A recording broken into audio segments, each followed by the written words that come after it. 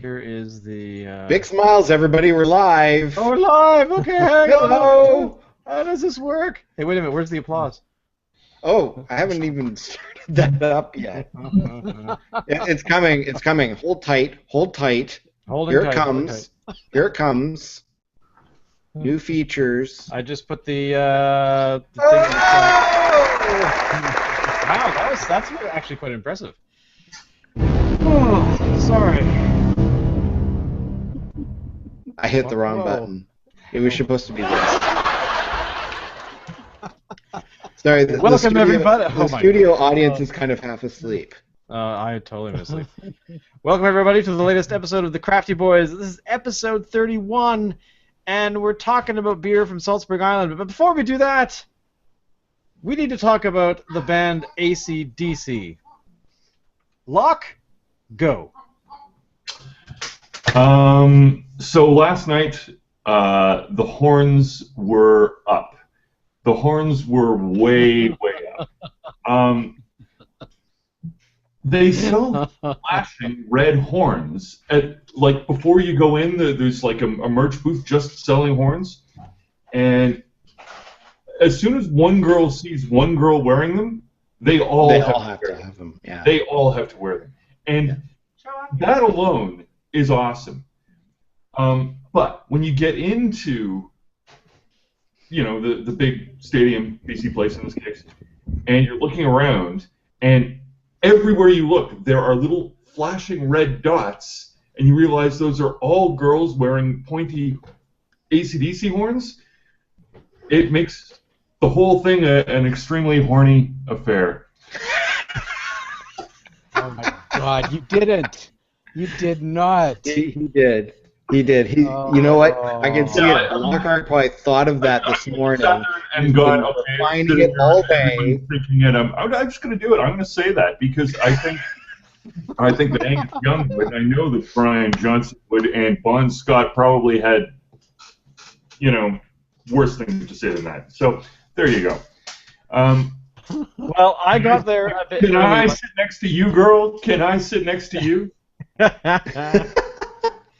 Well, I went to I got there a bit early, and the excitement before the whole event was the ACDC Karaoke that was done by some local radio station, which on the surface is, you know, whatever. Karaoke happens, you know, all the time. However, it was the groups that were there. There were people that had flown into Vancouver like yesterday to go to the concert. There was a dude who sang Shoot to Thrill, and he was from Sweden, so he had a very thick sort of Swedish accent, which sometimes he actually broke into like the Swedish Chef, which was kind of amusing. Then he did another song, which I've forgotten. I want to say it was Whole Lot of Rosie, but it wasn't. Shit, I can't remember. Anyway, then it got into sort of Back in Black and Shook Me All Night Long, and that guy got off the stage. And then there was a Scot who got up on stage and was singing he sounded like Bon Scott, like he was a Scottish Bon Scott kind of thing. Oh, wow. So that was pretty good. He did a really decent invitation. But it really got going when these guys signed up to do the thing, and they were from Japan, and they had barely got off the plane like 2 hours beforehand, because they were trying to explain to the woman when they got there and stuff. Very, very not a whole lot of English. But as soon as they got on stage, that's when the English barrier didn't matter anymore, because they knew all the words. They knew everything. One guy was dressed up in the school uniform. One guy was dressed up with the hat. What is that? What is Johnson's hat? What kind of hat is that? It's like a newsboy hat. Newsboy hat. So he had one of those. Yeah. Then there was a girl who was dressed in head to toe in like ACDC garb, which was very sort of bright red and white. I think she was trying to be Canadian or something. And she was doing the bass. And then there was a guy who sat down, and some really, really sort of older Japanese guy who was with them doing drums. And it was amazing. Like, it was epic. These guys, they are such fans that when they started, and because generally the people did one, maybe two songs, then they would, someone else would come on stage. These guys stayed up there for 3 songs. They did "Shook Me All Night Long," they did "Back in Black," and then they did what was the last one they did? I've forgotten. For those about to rock. That was roughly actually when Lock You arrived. So it was fucking amazing because these people were they gathered. Once those guys got on stage, the crowd grew and grew and grew, to the point where there were a whole bunch of dudes standing beside me who were smoking weed and leaning up against the police car that was right behind us. He said, "Only in Vancouver can this happen." It was kind of amusing. And so I gotta say that to me was the highlight. The show was amazing, but the just to experience like the level of fandom. I'm a pretty hardcore fan, but these guys were hardcore fans. People that make life decisions based on they came all the way from Japan to do it. Yeah, exactly. They were amazing. Like that was the first thing he said on stage. It was pretty much the only solid English sentence was, "We are from Japan." It was amazing. It was hilarious. So that was cool. Then and the concert itself. I mean, actually, sorry, we should mention the opening act, which was called Vintage Trouble. Vintage Trouble, and they actually were pretty decent. They were kind of like I described, I think, while we were there, that they were like Bob Denver having a love child with Bob Marley and Bob Marley's cousin or something. They were pretty awesome. They were sort of this swing kind of blues band. I don't know, Van Halen sort of influence as well. I mean, there was definitely a lot of that, but they were dressed up in suits. They definitely had their own style, and they had. They're touring with ACDC throughout North America as well as Europe, so they're in it for the long haul. Cool. Because and the coolest thing is that the tickets that went on sale in Germany sold out in 77 minutes, and they sold just over 300,000 tickets.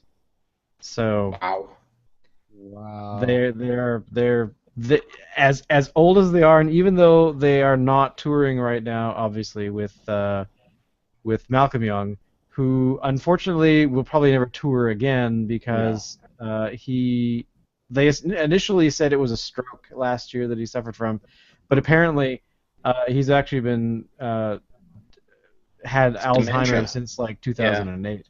And he apparently started showing signs around when they were writing the Black Ice album. And he apparently told them all at the time, like, this is what's happening, and I'm going to go until I just can't do it anymore. And that was only up until, I think, last year when they cut the album here in Vancouver for Rock or Bust. So, what time did they come out on stage? I want to say just like right at 9 o'clock. I was thinking they might come out at 7 o'clock so they could get to bed at a reasonable time. Well, the band went on, the opening act went on stage about 7:30, and they were on for about 40 minutes, and then it was maybe another 10 minutes till ACDC came on, so probably just before 9. But they didn't get off stage till about 11:15. Maybe 11:30. Wow. I know we got out of there pretty fast, and it was already 11:30 by that point. So I suspect they probably finished around 11:20. So they were on stage for a good 2 hours, 2 and a bit hours. So, and but I was so happy to actually have seen the guitar solo, which I heard about before. But his guitar solo was cause the only reason I know this because it was effortless. You didn't have to really wonder, kind of look at your watch, like how long has it been going. The girl beside me had recorded the whole thing on her camera, and they finished the song about 3 minutes in, and then he kept going, and he did a like 12-minute solo. What? He was bouncing across the stage. He went up on top of the stage, and he came back down, went out on the thrust component, like the thing, and then he was raised up. And then fire shot out, and paper got sprayed, and then it came down again. Then he went back up to the top of the stage, and he just kept going and going. Was it really 12 minutes? 12 minutes, you couldn't handle that shit on strong acid, man. But yeah, I mean, I have to say that, and the thing that actually struck me while we were there, was I've seen quite a few bands in the last few years, mainly because of Locke's influence. I saw Iron Maiden, we saw Van Halen. A few years back, Alan and I and I think Todd went to see the Police, like some bands that have been around for a long time. And the thing that I've realized is that I don't see any bands coming that will have the same impact or the same influence that ACDC or any of those bands I've mentioned. There's just nobody. We're going through this weird R&B hip hop thing, and they have these rise to popularity, and then they disappear. They don't have they're not going. I mean, Bieber is popular 5 years ago. Now he's kind of, at least in my opinion, he's waning. Like I don't see him all the time anymore. One Direction was popular, then they decided to call it quits very quickly. So, yeah, I don't know. I just don't see anyone to fill that vacuum that's going to be left when these sort of bands age out. It's a whole different game out there. Like the environment that spun all of those bands doesn't exist anymore. Back when people like Deep Purple and Alice Cooper and all of those guys were young, music was a huge industry. Like people made real fortunes playing music. Today, it's unlikely that you can make a living. So I mean, that's sort of what everybody's sort of. I mean, that's what's changed. It's funny that like you look at your file sharing people, and they've got these sort of they think they're pushing forward very liberal ideas, but the truth is we probably won't see a period as liberal as we did in the 70s and 80s when musicians literally had real financial clout. Today, not so much. So yeah, I mean, but that's not to say that there isn't still a demand for it. People still want to see a big show, but in order for a band to get to a position where they can play a big show, it's a whole different procedure now, and nobody's really 100% sure what that procedure is. Like, there are some bands that have sort of kind of made their game to open for large arena acts. So Airborne fits that bill. Airborne do not have an ACDC level of personality. They're good, they rock hard, but there isn't that level of personality there. I don't know whether I can. Yeah, I mean, it's hard to think of anybody. And you could mention hip hop, but the truth is it's the same there. Like. Yeah, it's true. Who's important in hip hop today? Public Enemy. You know what? You know what the problem is with music today? This is my opinion. I think way back when, when ACDC and all these bands came together, music was sort of their. When they signed a record deal, they were trusted to deliver their music their way. They would cut an album and they put out. Like, I'm thinking about like some of the Pink Floyd albums in between, just before Gilmour really kind of joined the group. And they put out some stuff that was really sort of way out there stuff that wasn't even really musical. Really, it's just a bunch of noise, and all it was experimental. What? And yeah, and they like, and I'm say that. No. Like some of the stuff, some of their more like in between. It was very experimental stuff. That kind of stuff would not fly today because record executives, they put their hands into the projects too much. They direct how things are going to go. And when these groups were younger, the groups that are old now, when they were younger, they didn't have that to the degree that bands have today. So you were going to say, Dave, because I know in our group, Dave and Locke are the most musically inclined. I think, Dave, you have a guitar on your lap, don't you? No, I did earlier. It's now safely off to the side. I But can't. I so can't. what were we going to say? What Alan was saying? Yeah. Well, I mean, Uh, and I'm a huge Pink I Floyd wouldn't fan, say Dave. noise. I would not say noise by any stretch. And I think, You're gonna say if I that, remember right, they put out a grand total of 2 albums before Gilmore joined as yeah, a member. All they managed was 2 albums because poor Sid just fried himself yeah. that quickly. But I mean, I don't know. Like, would Lester Bangs agree with you? Probably not, because I remember hearing him already commenting, and this is like Christ knows, like 75 at the latest. He's already saying that rock and roll is bullshit and it's corporatized, and as Yeah. you know, he would probably argue that the suits already had their fingers in all the pies. But I would agree with you. I think it's way worse now. Now it's all about the suits trying to drain as much cash out of their fresh cow as they possibly can before they slaughter the fucker and get rid of it, Yeah. you know. But I think too, kind of bringing things around to what's going on with music now, I have a feeling that the shit that's big now, all four of us would have trouble coming up with names. Like, we're out of touch with the stuff that's huge now. Oh, I Because don't know about I that. I mean, troll YouTube regularly. Well, okay. So, do you listen to guys like, I don't know, RZA, or um, who else is that would be the exploding right RZA, but now? no, I don't listen to RZA. Wu Tang. I've never been a big Wu Tang fan. I've seen a lot of hip hop, and Wu Tang just.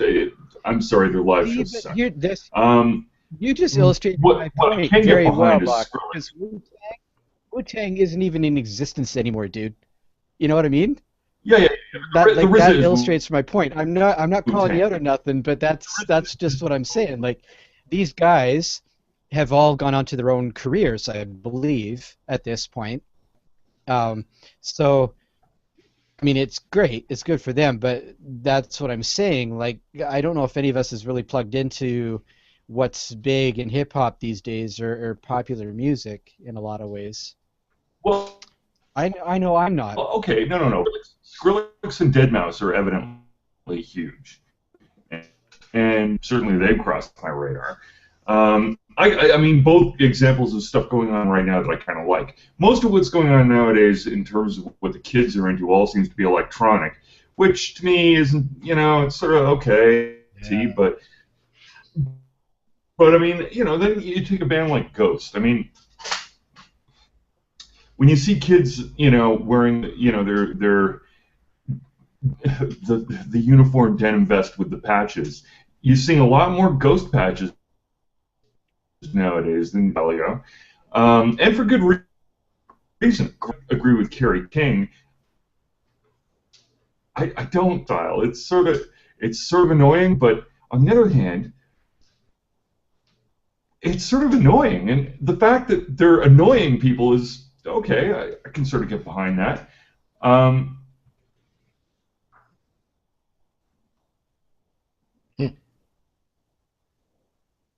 And really sinister, which you want in heavy metal shows. There's okay. So what else is right now? I guess I would yeah. I mean, like, stoner rock is huge right now. So Sleep, for whatever reason. I mean, this is a band that I grew up with, but if you want something through the ranks, more than you would expect them to, and in a way that's sort of consistent with the old school rule of, doing things, your own way on your own sort of agenda. Sleep have kind of stuck to that, and it's, what is it? It's heavy, doomy stoner rock, but the kids, for whatever reason, just really get excited about it. And their shows keep getting bigger and bigger and bigger. Like, Sleep disbanded, like, a decade and a half ago, and now they're back together and doing tours again, just on the basis of the demand for it. Now, I don't know if you guys ever listened to High on Fire. That was one of the guys from Sleep, sort of doing sort of more of a thrashy kind of thing. It was sort of like,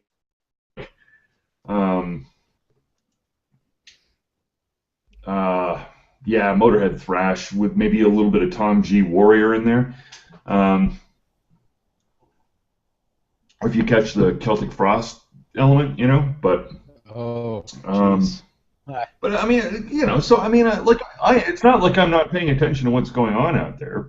How much of it's making the kind of inroads that you know, any of those same bands would have, you know, 3 decades ago, back before MP3s existed, right?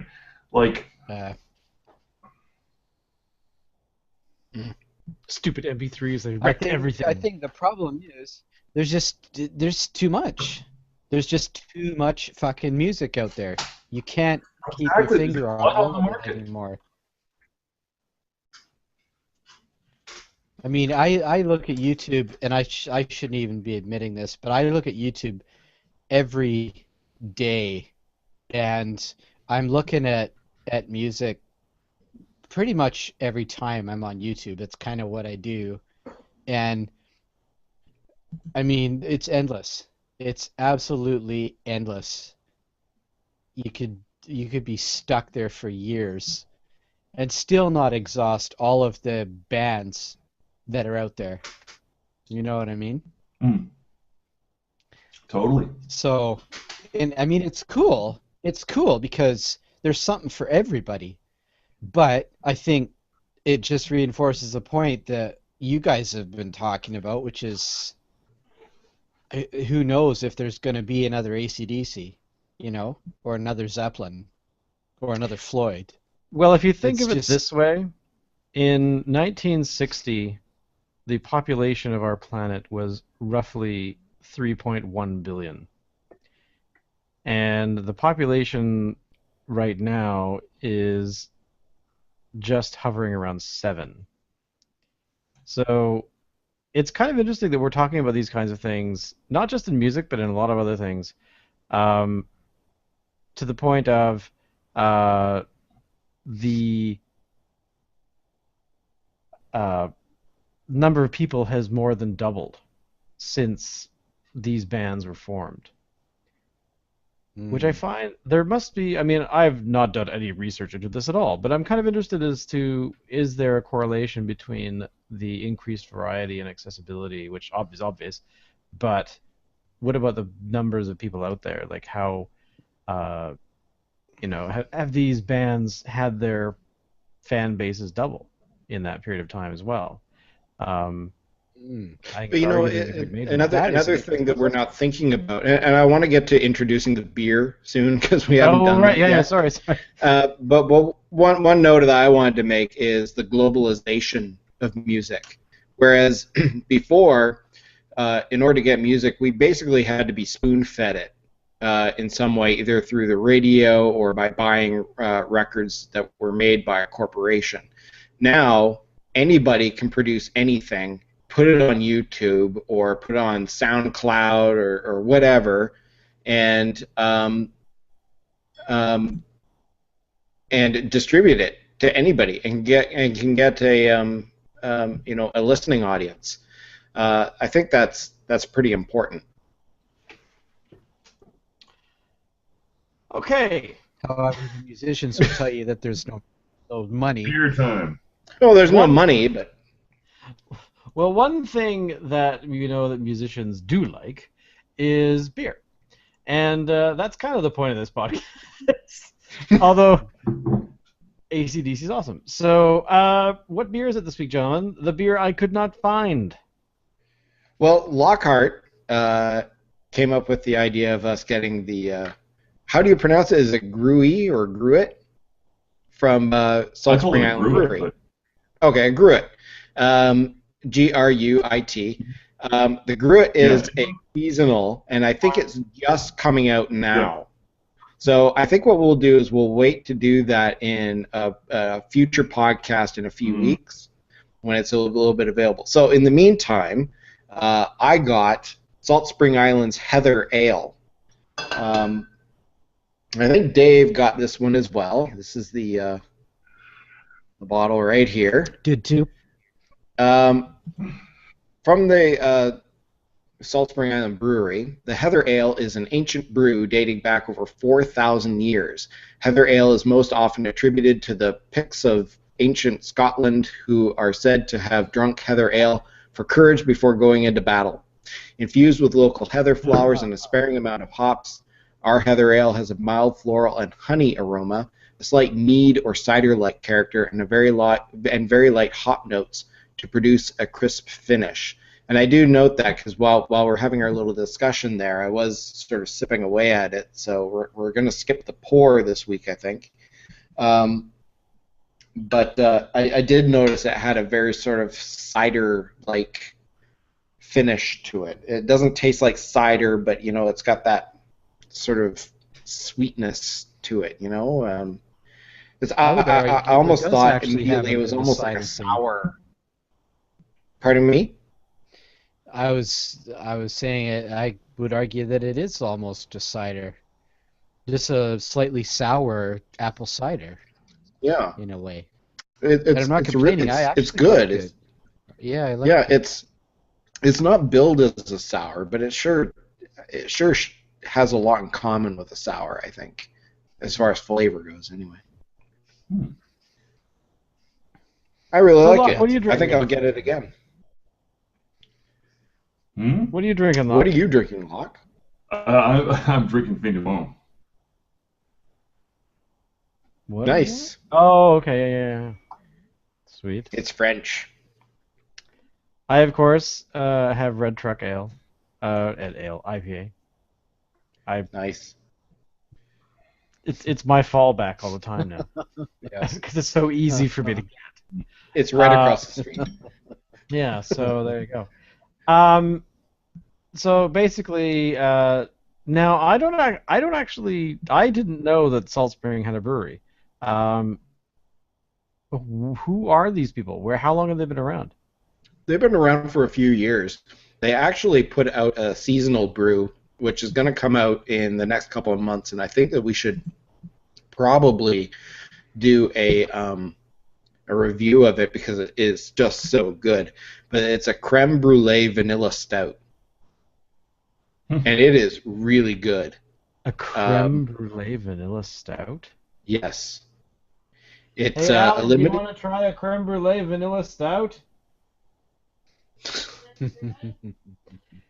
Allison has a weakness for creme brulee in general, so it's available in early December, so we'll remember to look out for that one. Kick ass. Yeah. Other ones that we should try in the future is the Granville Island chocolate stout that they do in cooperation with, I want to say, Bernard Callebaut. Either Bernard Callebaut or Rogers Chocolates. Rogers Chocolates. Actually, I think it's Rogers Chocolates. Yeah, it's amazing. So we should definitely hit that one up.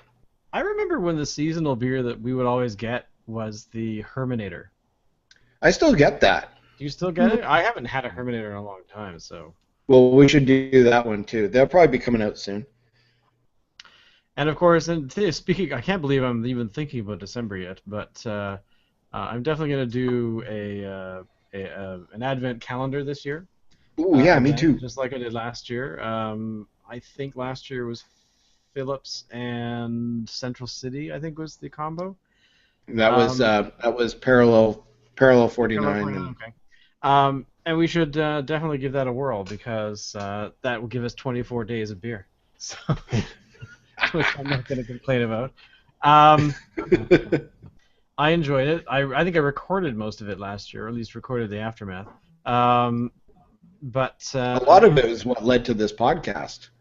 I think so, yeah, because I wanted to do some video stuff and wanted to experiment and play with the tech because that's kind of who I am, which has led me to getting a microphone and all that kind of fun stuff. And it's all Locke's fault anyway. He encouraged me. Lock out, you're a bad influence.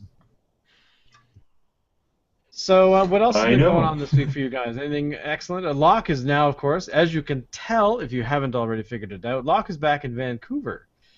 He has returned from the wastes of Ontario. Nice. And or as I like to call, unterrible. And and Dave, of course, is still above the belt, Shannon. Above the belt. Above the... So, are you guys doing hockey pools this year? I haven't done a hockey pool in years. Because this is like the quintessential Canadian man stuff thing. So we should do a hockey Canadian pool? men all across the country are getting involved in hockey pools, and they're probably doing them this week or next week. All right, I'm in. Let's do it, guys. Okay. I'm gonna build my fantasy pools, team. I Can do I? oceans. So let's talk. Let's talk a little bit about the do's and don'ts with hockey pools. Okay? Because this is what happens. You get a bunch of people together, and they're all friends in one region. They all have the same team that they go for. And they're all drinking beers and stuff, and by the end they're all like hosed and so what's your particular strategy? Well, the players have to be alive. They have to know how to skate. I think if they shoot the puck once in a while, it's not a bad idea. Yeah, that's probably a good idea. I don't know. I honestly haven't done it for such a long time that I've actually kind of forgotten. The problem is I haven't really followed hockey all that well at all for the past couple of years, which I'm sorry about. So perhaps I should get on top of that and actually check out who's actually playing anymore. Are the Sedines still around? Yes, of course. Okay. Okay, so here's my rules. Okay, so this is helpful for you guys and anybody who may be watching, which is probably nobody, but whatever. Never pick people from your own team that you're a fan of, because you always think that they're better than they actually are. You overvalue the players on the team that you're a fan of. Okay. Limit your alcohol intake over the course of the pool, because you don't want to be kind of hosed in the late rounds and picking some guy from the minors and just because you're trying to get through your pick. If you're in a pool with only, say, 12 or 15 guys and you only have to pick one goalie, pick your goalie in the last round. There's 30 number one goalies in the league. If there's only 15 people in your pool, you're still going to get a pretty good goalie with your last pick. Other than that, play smart. Pick the best player available at the time. And that is the secret to winning hockey pools. How many hockey pools have you won? How many pools? I won a few. Cool. And another thing to do is look through the point totals from last year and look around the bottom for players who played maybe only 10 games last year but managed to score like 7 points in those 10 games, because if they play the whole season this year, they'll probably have the same kind of production level, but prorated. So they'll probably do a lot. Those could be good sleeper picks. Hashtag Canadian man stuff right there. That is awesome. Happy hockey pools. So we'll have to make how do we do this? Is there a way to pick the players easily? Because if you don't know who the players are, does it matter? I guess not really. No. You know what? I've known some women who did it, who picked them, like, who had the cutest butt or something. Who looked the best. She won. Which says that better looking players that play better, I guess.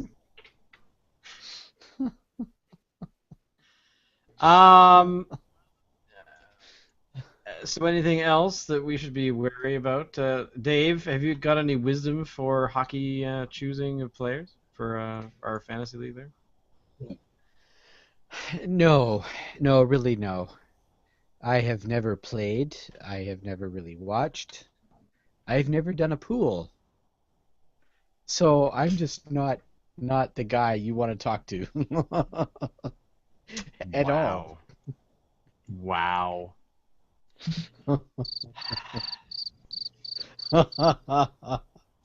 Locke, what about you? What's your favorite team? Don't say the Flames. I kind of have to.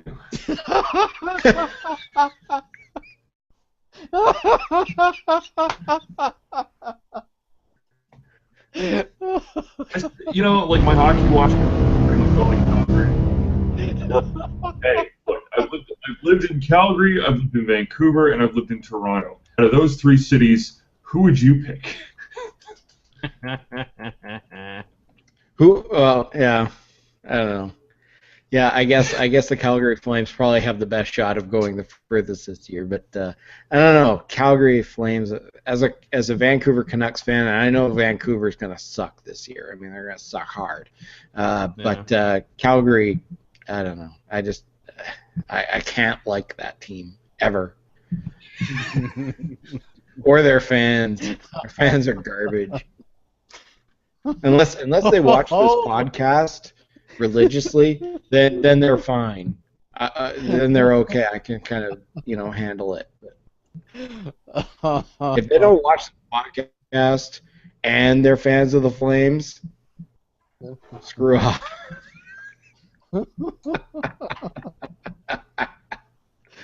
Oh, Wow. Alan just declared war. He did. Yeah.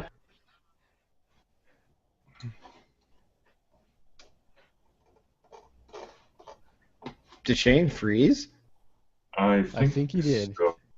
I think we lost Shane. Yeah. Shane is, all right. Shane is pro. It's a good pose, anyways. You There he is. He joined. He's back. I joined. Yeah, no, it just died on me again. I don't know. You're still down there. I know. I'm in here twice now.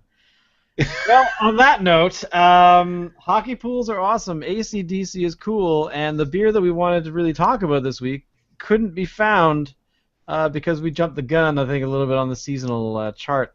But we do have a plan for the beers that we're going to be drinking next week. I hope, and hopefully we'll be able to. It's your pick, Shane. Oh, is it really? Oh, excellent. You better get on it quick. IPA. It's a great beer. I'll think of something that hopefully is maybe something with pumpkin in it potentially, but who knows? Any last words, boys, before we call this a night? Go away, Mom. What was that? That was my ringtone. Oh, okay. So I think my words were creme brulee. Creme brulee will be coming at some point. Not quite yet. That's December. That'll be December. We have a bit to wait. And so, Alan, when you're not here talking about beer that we can't access, what else do you do online? I'm on Twitter.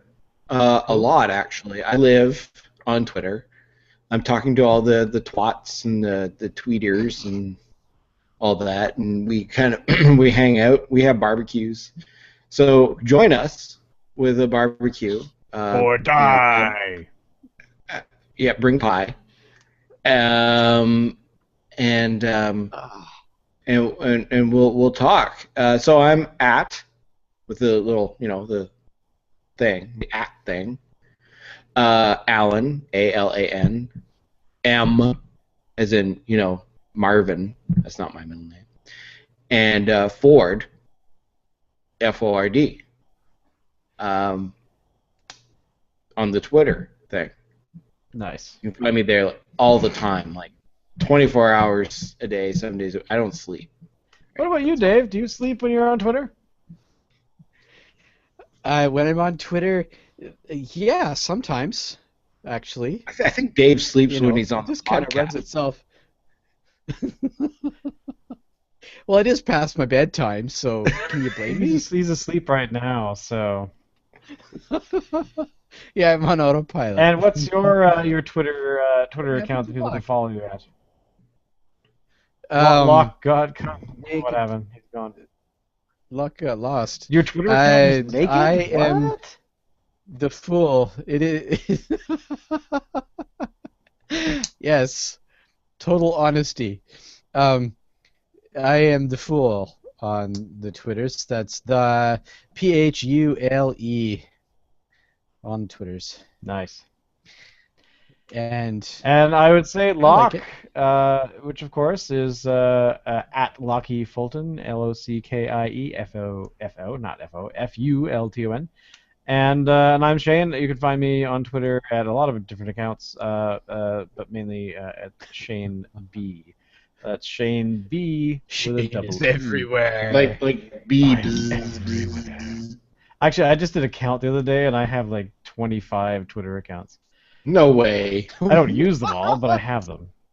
I have a Twitter account called Cock and Mouth. So Really? don't ask. You should use that one. That would be perfect for this. I got a notification. The only reason I thought about it is because I got a notification last week that said, "Hey, Cock and Mouth, you should be following these people." And I'm like, "What? Cock and Mouth?" Anyway, I went back through my records. I created it like 3 years ago, and I tweeted once, and I think it was gone. Actually, let's see here. Twitter.com. Oh man.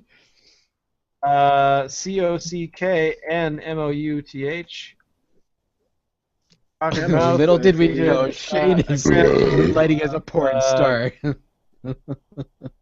Yeah, here we go.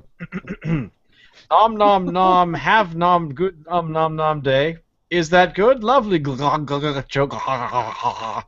Shazam! Ah! Yum, yummy, yum, oh yum. This is bad.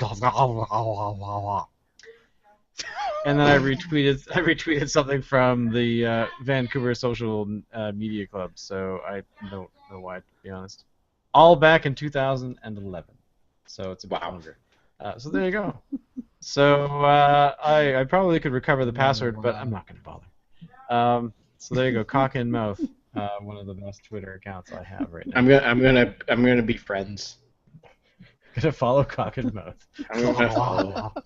I'll schedule a year's worth of variations of such once or twice a day.